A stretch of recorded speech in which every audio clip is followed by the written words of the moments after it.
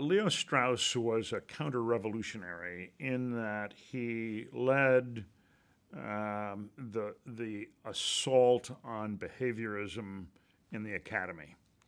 Now, what does that mean? It means that political science, so-called, which rose under the concept of political theory, studying how man ought to behave in a political environment, had been taken over by the behaviorists who said, you know, we don't need to study this anymore. We need to study how man does behave, because only once we learn how man does behave in a political environment, then can we begin to shape him and make society better, which is what contemporary liberalism is all about today. So Strauss said, you know, we need to get back to the ought here. And so he led the move back to into taking on the behaviorist departments. Now, for a while, that battle succeeded.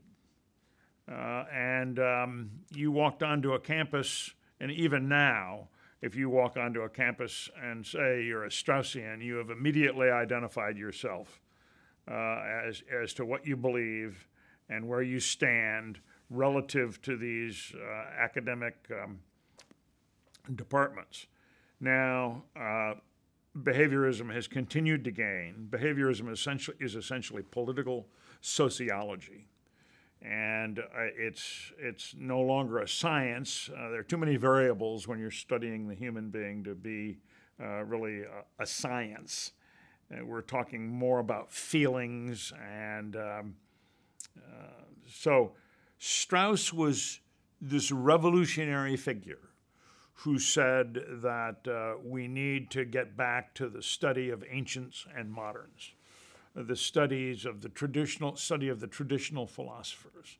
And I spent 2 years with him in close study, close textual analysis of primarily the ancients, but some semi-moderns such as Machiavelli, Vico, and Spinoza, Maimonides, but more Plato, more Aristotle,